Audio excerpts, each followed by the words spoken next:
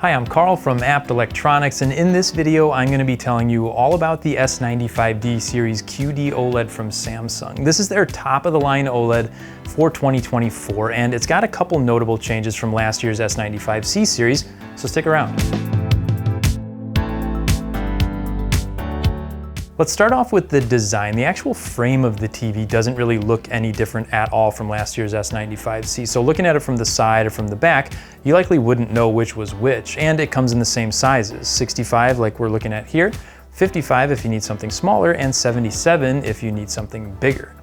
They're slim, metallic, and have a very heavy pedestal mounted in the middle that holds the TV upright and feels sturdy. It doesn't come assembled though, so if you do need any help putting that together, make sure you check out our video on it at the link down in the description.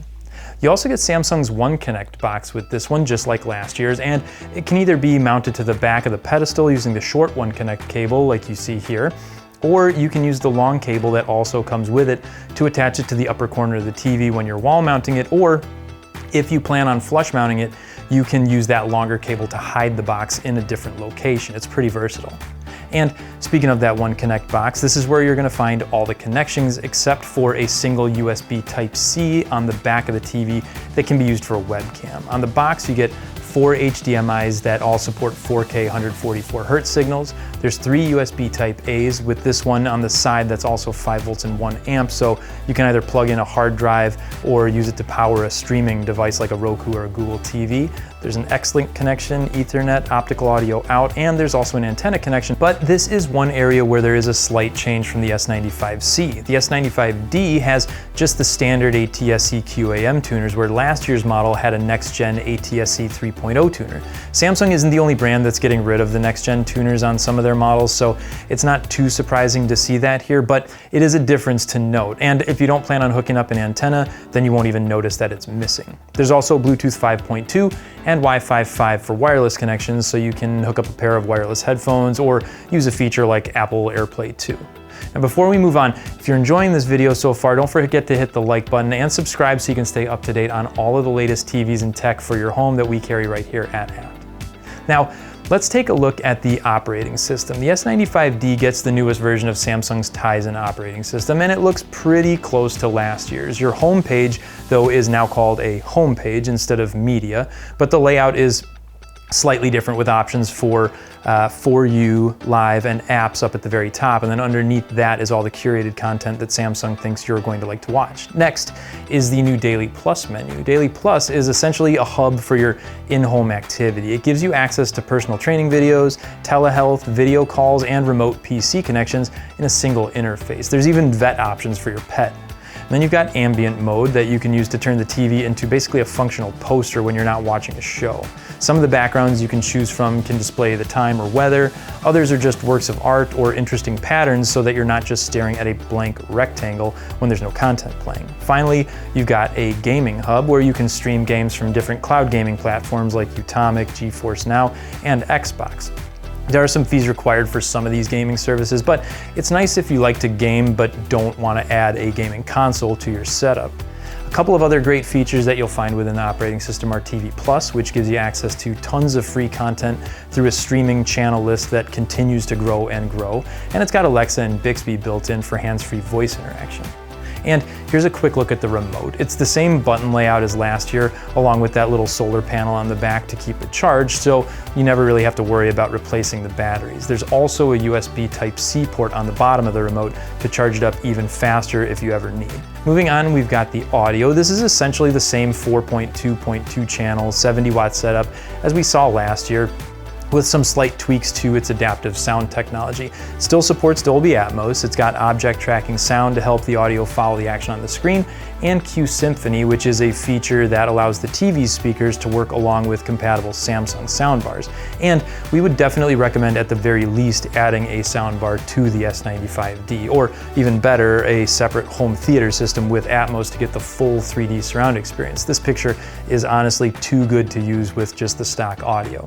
And that brings us to the picture. First things first, let's address the most glaring difference between this TV and the S95C, or maybe I should say non-glaring difference, the matte finish on the screen. I really like it. I know there's going to be differing opinions on this, but I really didn't find it to impact the picture negatively at all. It still seems just as bright and colors seem just as vibrant as they do on a TV with a glossy screen. The S95C had an anti-reflective coating but was still glossy. The S95D series takes that anti-reflectiveness to an even higher level. When we put a bright light on the screen, it does a fantastic job diffusing it. There's really no negative impact on the picture. It's going to be a fantastic option for people who want an OLED for a room with a lot of windows. This also gets Samsung's updated NQ4 AI Gen 2 processor, which gives you even better HDR performance than last year. Still no Dolby Vision, but it does support HDR10+, which you can find on different services like Prime Video, YouTube, Google Play Movie, and some TV apps, as well as on a number of Blu-ray discs from studios like Warner Brothers, Universal, and 20th Century Fox. I found this picture to be extremely pleasing. The colors look natural, the picture is as bright as I would need it to be, black levels are obviously super deep with this being an OLED, and this updated processor seems to improve even more on shadow detail and skin tones. Let's take a look at the S95C and D side by side for a moment. I've turned off any types of energy saving features on both and run the basic picture calibration through the SmartThings app on each one.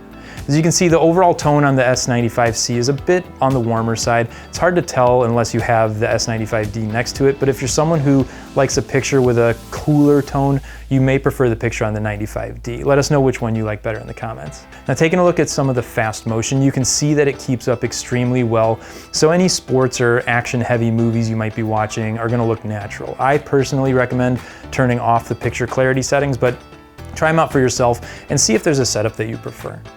Gaming is another area where this TV shines. Like I mentioned earlier, all four of the HDMI connections support up to 4K 144 Hz, but they also support variable refresh rates through FreeSync Premium Pro and auto low latency mode, so the TV can automatically go into game mode when it detects you're on an input with a gaming system plugged in. In addition, you've still got the game bar feature that lets you choose from settings based on the genre of the game you're playing, as well as the ability to have a crosshairs on the screen in a variety of color choices. And you can also play around with the black levels using their dynamic black equalizer to help see things that might be hiding in the shadows of your game. It just makes gameplay a whole lot more interesting. So the most notable changes from last year's S95C are an updated picture processor, a highly effective anti-reflective matte screen, and the new Daily Plus menu on your home screen. I prefer the picture on the S95D personally, but we want to hear what you think down in the description. If you have any questions on the S95D, be sure to leave them down in the comments section and we'll answer as many of them as we can, or you can give our TV experts a call here at the store. We're always happy to help. Thanks for watching, and we'll see you in the next one.